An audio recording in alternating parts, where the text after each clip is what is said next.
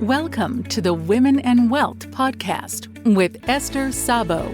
Esther is a respected leader in the field of personal financial advice with over 25 years of experience. After going through her own significant and challenging life-changing events, she overcame fear and self-doubt to launch her own successful advisory firm.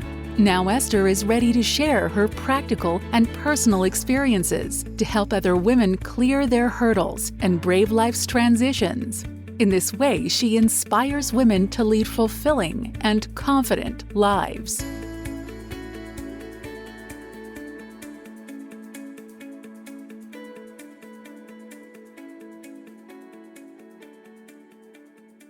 Hello and welcome to Women in Wealth with Esther Szabo from Gates Pass Advisors. Esther, good morning.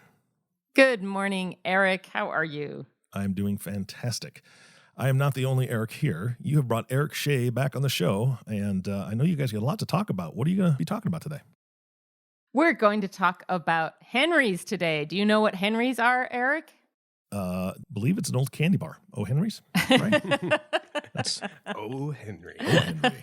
Yeah. That's one of the things, but we are going to learn more about what a Henry is because Erik Schei, who's our associate advisor here with Gates Pass Advisors, that's the niche of people and clients that he serves. And I've asked him to come on and talk a bit more about this. So I'm just going to jump on in right now and say, good morning, Eric. Good morning. And tell us about this niche that you serve. So yes, Henrys. It's a recent term. It's an acronym. It stands for high earners, not rich yet. So to sum it up, I work with high income professionals and families who haven't had the chance to build up the asset level that a traditional wealth manager or financial advisor is looking for. And why is this niche important to you? Why did you choose this area to focus on? Well, my interest in finances and learning how to use money as a tool started back in college when I had the opportunity to see the experience my parents were going through. I didn't have a big, troubling childhood, was well cared for, had everything I needed. I know, I find it so hard to relate to you, Eric, but anyway. And so I wouldn't say that I had any big troubles or issues, but I was going to college right around the time of the tech bust in 2001. And my father was a computer engineer in the early mid 80s and was with a couple of companies that went public. And so a lot of my parents' net worth was wrapped up in just a few tech companies' stocks. And so this is the story that often, this is what people want in Silicon Valley. They want to be at that company that hits it big and goes public and they get wealthy off of that. And that's what happened with your family, right? Exactly. And it provided for the family and it put us in a great place that we were once that had run its course for my father. He decided to retire early. We moved up to Washington, to a great little town and community where my parents could really just focus on raising my brother and I. But fast forward to 2001 and the tech bust, my parents, what seemed like overnight, went from generational wealth down to, okay, we can live. Their expectations of what their retirement was and is going to be had to change because they weren't in a place where they could continue to take that risk of the concentrated stock and ride it, the tech stocks all the way down and right back up. They had to pull out and adjust appropriately. And I saw that happen with my parents, and I just thought there has to be a better way. So you had the experience, and this is where we are similar, where we had a healthy economic upbringing, and then all of a sudden that really changed. And that impacted you as it impacted me as well. But living through it is a very strong experience, isn't it? Exactly. So as I looked at it and I started thinking there has to be a better way, how can we find this?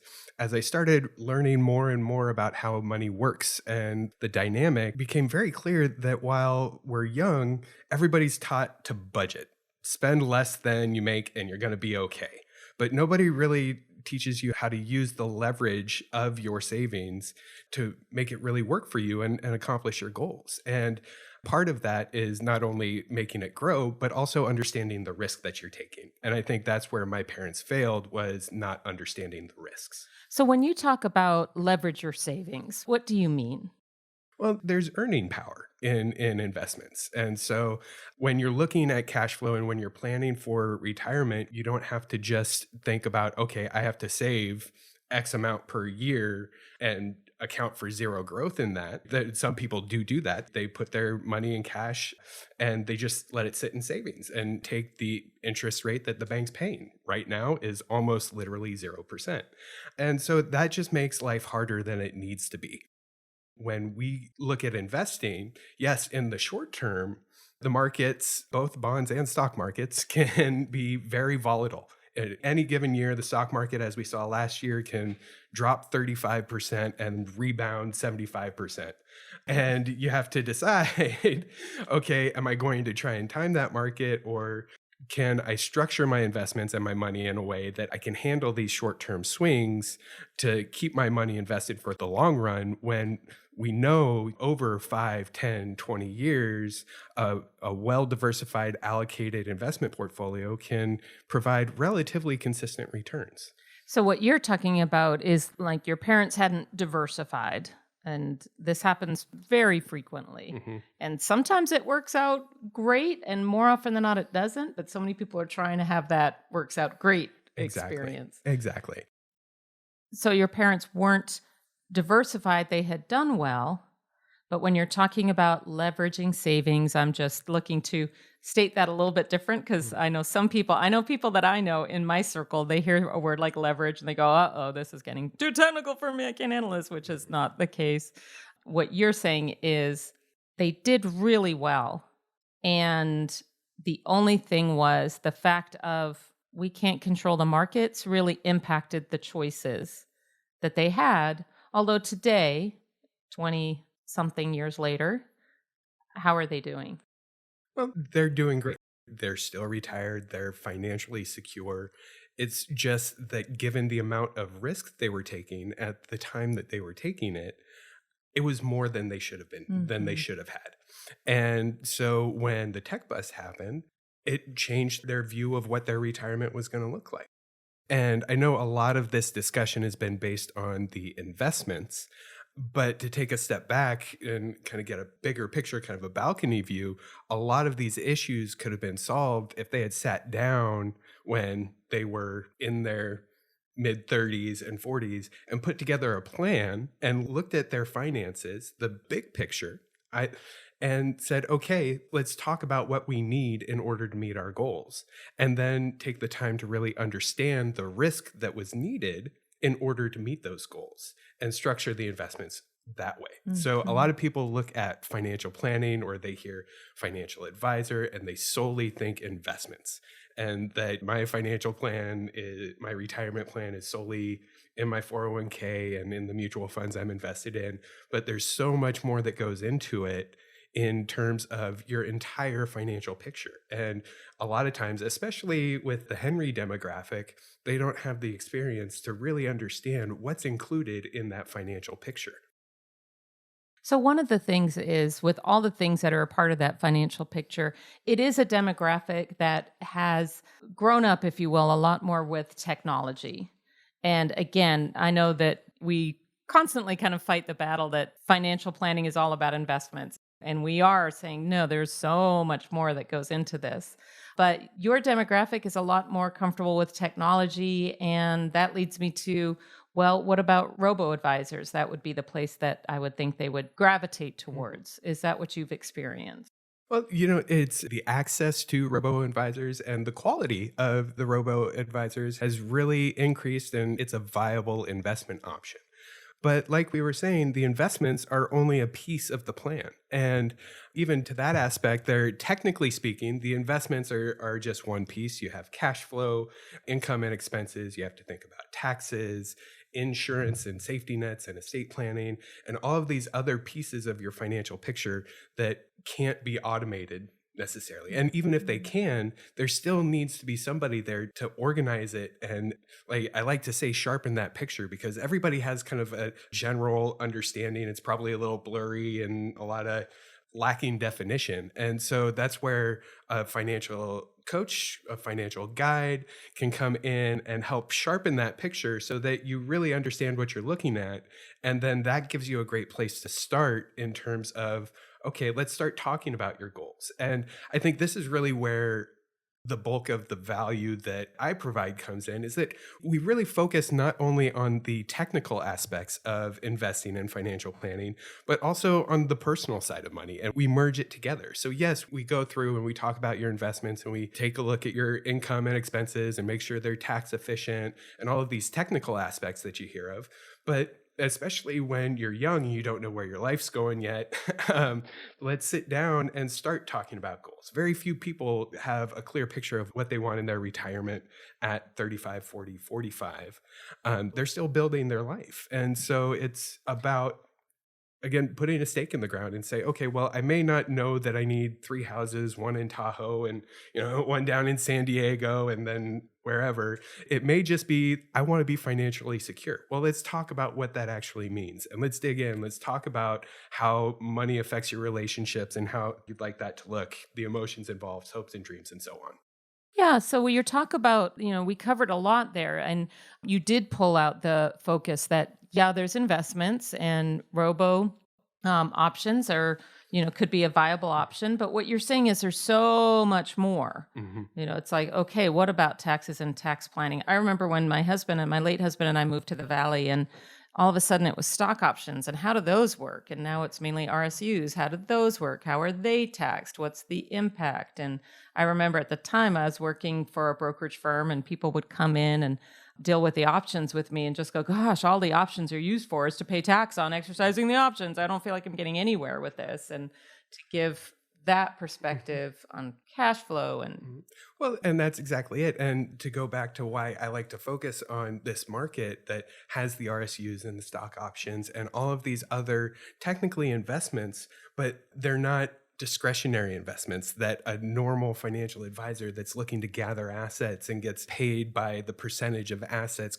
solely by the percentage of assets that they're managing. If somebody has $2 million in stock options, an investment manager can't take that money and go invest it elsewhere, but that person still needs advice on how that's going to affect them, not only currently, but how that's going to look in the future. It's not so much asset management. It's not portfolio only. It's really taking a look at what's your financial circumstance and giving the client a trusted advisor who sees the entire picture with them, who knows them and where they want to go to help kind of quarterback all of these different pieces of their financial life so that they have somebody when they don't know the answer. They may not have the time or the want or the experience to go find it themselves, but that's how they can, I'll say, leverage me. So you mentioned being a financial guide or a financial coach. How do you explain your role? Do you say, I'm a financial advisor? Do you say I'm a wealth advisor or a planner? Well, how do you position yourself? I like to position myself as a financial coach. I really, with a lot of Henrys, that a lot of people who have the high income but don't necessarily have the asset base, they don't consider themselves wealthy. They don't consider themselves rich. And when people, just given the presentation of wealth managers and financial advisors, when this demographic hears those terms, they think, I'm not rich enough for one of those.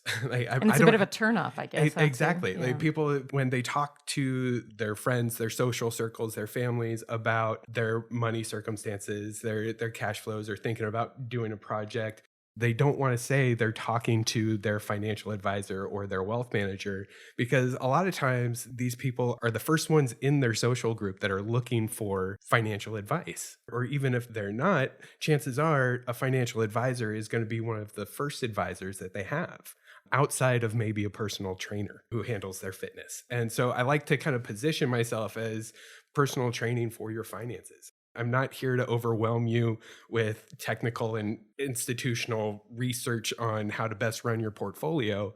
It's about simplifying your finances to the level that you like and really becoming a translator and a guide to kind of help you walk down the path that's going to help you reach your goals.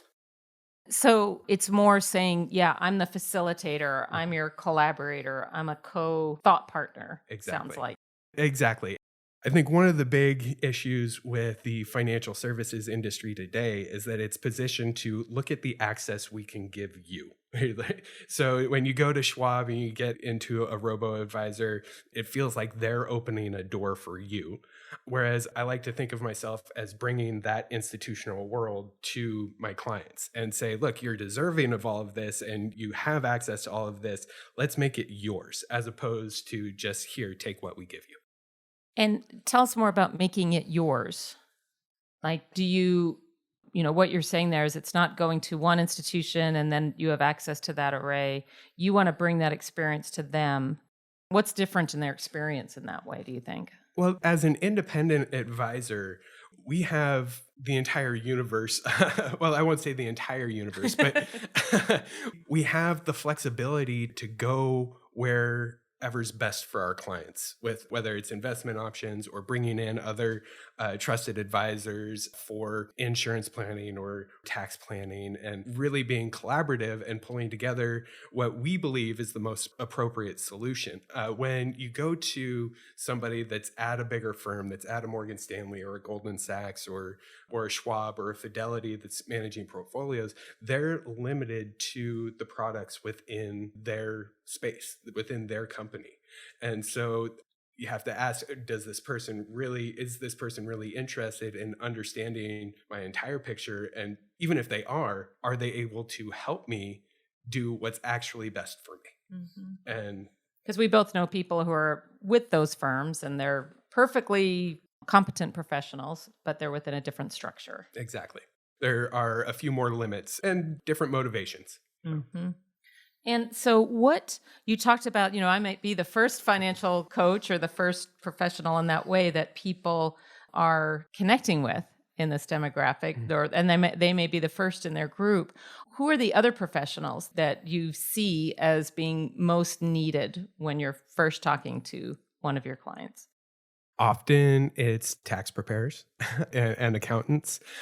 Going back to this generation and demographic being very comfortable with technology and being very fluent in that, they're looking for quick and easy solutions. And frankly, a lot of people are happy enough to go to a TurboTax or something along those lines. Whereas, when the numbers start getting bigger and they get into $350,000+ a year in income, let alone stock options and grants and RSUs, and you're owning one or two houses and getting income from Airbnb, things just get more complicated. And it's really worth it to have a professional take a step back and again, get that balcony view of your tax situation and work with us to make sure things are running as efficiently as possible and that you're not, I'll say, wasting money and losing money because you're paying more taxes than what you need to, or because you made a transaction this year instead of last year that caused you to pay more taxes. Yeah, I know. It's interesting because both of us are pretty frugal beings. We're not real profligate spenders. And yet with engaging with other professionals, something like, TurboTax is a great product, but I just recently went through this with one of my clients who was thinking, I think I'm going to start preparing my own taxes. And I went through as to her motivations, and they had to do with trust of her current preparer more than anything. I said, are you interested in learning about taxes? Are you want to keeping your brain active? Are you concerned about your current preparer? What is motivating you? And she was like, well, it's all of them. And I said, well, put them in order for me. And the top one was concern about her current preparer. And I said, okay, I understand that. So are you prepared to do tax planning on your own? That's one of the things and especially with their demographic, with these high amounts of income tax at ordinary income tax rates, there's tax planning that needs to be. And then what about if the IRS comes knocking? Are you prepared to, in your busy life, navigate a potential audit? And she goes, oh yeah, I was audited once already. And oh, this firm was so helpful to me. So it is just exploring. When we look at taxes, we are looking at a bigger picture, right? Again, that balcony of, it's not just a task, it's part of the project. That's exactly it. That most people, when it comes to tax planning, especially the younger demographic, they don't look at it as tax planning. They look at it as a task. It's just doing your taxes. These are the taxes that I owe. I'm going to cut a check, or I see some kind of refund coming in, however that may be. But they don't think to themselves, hey, there's a better way to do this. I should sit down with somebody who knows how to navigate this area and help me actually plan so that I can do this without minimizing mistakes, whether that's opportunity costs or literal mistakes and putting wrong information in. But you can almost think of it as, and bringing a professional in is not only the advice, but also an insurance policy, as you were speaking, in terms of an audit and preparing that and making sure that you're just getting everything that you do. And then how does that impact your clients in terms of, because they're typically quite busy people, right? What do they have? I mean, I know you've got 2 kids now, and there's a lot, you're a busy professional as well. And when you've seen your clients leverage some of these other resources, oh, there I go, I said the word leverage too, but take advantage of these other resources, how have you seen it impact them? Well, it's a sense of control. It really, what I see in my clients, what raises the blood pressure a little bit, what causes some stress and issues, is the uncertainty of things. Everybody's looking to clear out the gray area. And when you plan ahead and when you start early, you feel like you're almost constantly in control. What is this gray area? Can you say a little bit more about that? Well, it's that, especially with the high earners that are in the midst of their career, life is crazy. If they're like me, they have 2 kids at home. They're trying to decide if one spouse can stay home and stop working and still meet their goals. It's so easy to keep your head down and just focus on the day-to-day that the long term becomes questionable. You don't know what's out there. You don't see where you're going. And when you don't see where you're going, that's unnerving. Right. And so you feel like you're out of control. And I think that's one of the phrases that an old high school coach used to say to me that has just always stuck with me, is that the great thing about always being prepared is that you never have to get prepared.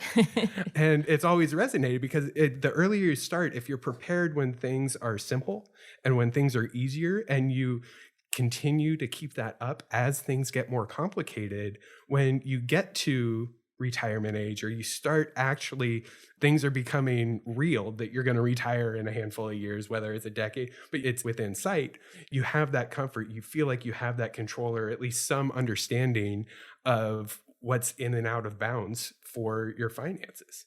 Whereas if where with this demographic, it's very easy, like we were saying, to keep your head down and just work and make sure you know that you're making enough money and you're hoping that you're saving enough. And you turn around at 55 and saying, wow, I'd really like to retire at 60. Can I do it?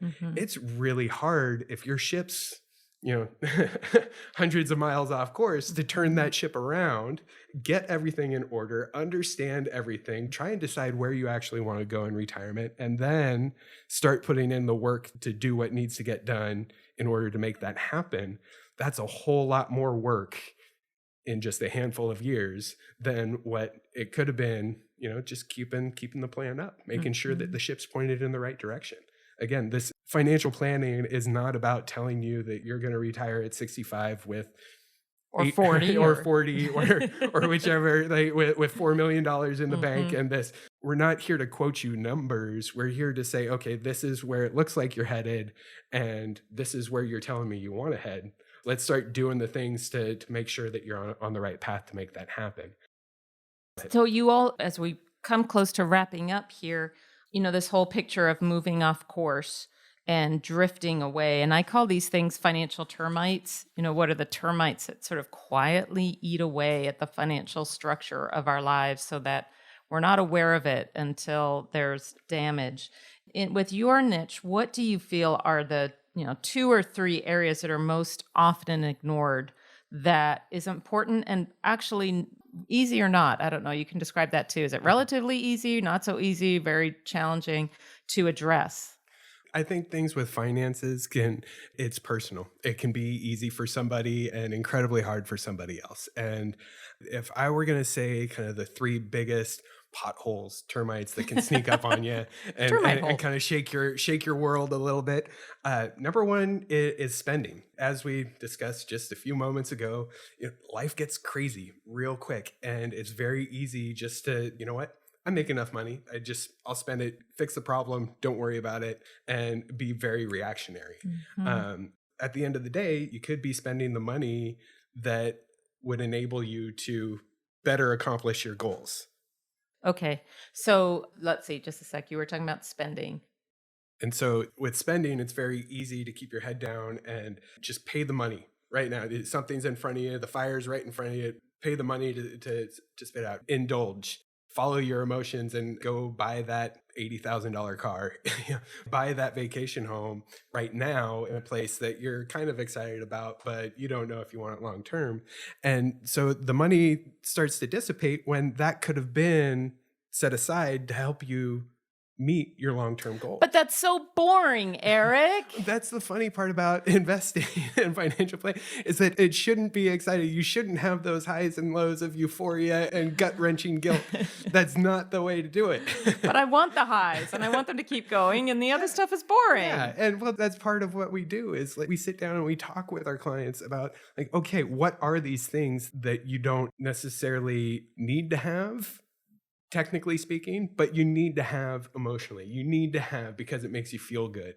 And you shouldn't have to sacrifice those things if you don't have to. But at the same time, let's kind of clear out some of the excess and say, okay, do we really need that extra expense? And why am I spending that money? Am I spending that money because I really want that house? Or am I spending that money because I want to get away more often and I see this as the way to do it? I know. I think that's the fear so much of people coming to talk to a financial. I absolutely would be willing to bet a lot of money on this, that people don't come to talk to somebody because they're afraid we're going to tell them, well, you can't do that. Don't do that. How could you think of doing that? And just, live in a simple house with a simple Toyota car and retire in 30 years. And that's how it's done. Yeah, and that is the perception, where really our relationships are more about, again, understanding your goals. And then when an opportunity arises or a project arises, have somebody who has that balcony view with you that can come to you and say, okay, that's great. We can see what that looks like technically, and we can run the numbers and say, hey, this looks good. You can do this. But it's also our job to ask why and say, okay, what void are you filling by doing that? And is this the best route to take to fill that void? And financially speaking, is there a better way to do it? Mm-hmm. And it always helps to have somebody who has a little more experience on the finance side of things, but understands your unique situation to come in with that independent point of view. And I've seen our clients just get a lot of help out of that. And it's something that, it's not investing, it's not sharp ratios and percent return and sectors and industries and all that, but it's incredibly helpful and very pertinent to your finances. Well, I think it's supportive too. We're supporting what those quote unquote goals are. Goals doesn't work as a word for everyone. They go, oh, goals. We were just talking with the client who's like, oh, goals. But then we talked a lot about what her particular interests are, what's fascinating to her, what is compelling to her, what does she want to avoid. So we can talk in those terms. And then we're really here to support that. Absolutely. With this plan for the ship. So one of them was spending. So yes, the other potholes or termites, however you like. The other is emotional investing. When it's so easy, because money is so personal, it's so easy to have your emotions wrapped up in your investing. And when the market is going on a run like we saw from 2010 to the end of 2019 and into 20, to say oh, the market never goes down. Why? I'm missing out on my potential returns. Let me buy in. And how many people were buying in at the end of 2019 and the beginning of 2020 just to see their investments drop 30% in the market, and then they get scared. Why did I do this? I can't take this loss anymore. So they sell out at the end of March just to see a 75% gain. Such an unusual time. So, Holy cow. If there's anything that's certain about the market, is that it's uncertain in the short term. And so to try and guess where the market's going to go over any day, any week, month, really even any year, is a futile effort. And if you're trying to time the market, you may have some winners, but it's really just reinforcing bad habits. But I want to buy Bitcoin. Well, and there's a place for that. It's just, okay, let's understand the risk that you're taking and invest an appropriate amount. And that's the perspective that a lot of people don't understand. They see the potential gains, but they don't understand the risk that they're taking along with it.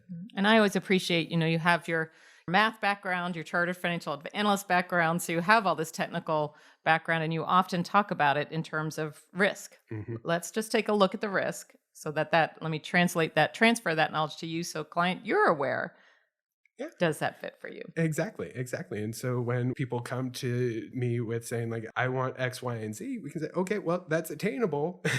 But in order to do that, we'd have to structure a portfolio in a way that, the short-term risks could be larger than you want. And is that something you're willing to handle? Because like the example we gave with 2020, the last thing you want to do is be in a place where you want to sell your assets at the absolute low when you need them, because then you're just recognizing that loss and it's hard to get that money back. Really hard. And so we're very close to being out of time, but there's one more I think that you wanted to address. Really, it's just addressing safety nets and making sure that, going back to risk, that your overall risk management's in place. And that's really, when I talk about overall risk management, that's specifically talking about insurance and making sure that you're insured enough. Most everybody has their auto insurance, their homeowners, and their property and casualty. And then often people have life insurance, but there are areas of that are often overlooked. If a company doesn't offer long-term disability insurance, that's one that's often overlooked. And then the other question is whether or not you're insured enough, and whether that's property and casualty and umbrella insurance, or if that's life insurance. If one spouse is responsible for making all of the money, are they insured enough that if something were to happen to them, that their family would be financially taken care of to the standard that they're at now?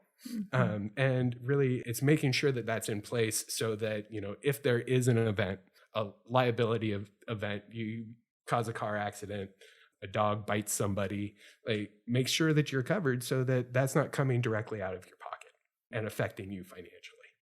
Well, Erik, we've covered a ton of ground today. And if someone wants to get a hold of you, similar to how they would get a hold of me, but how would they get a hold of you?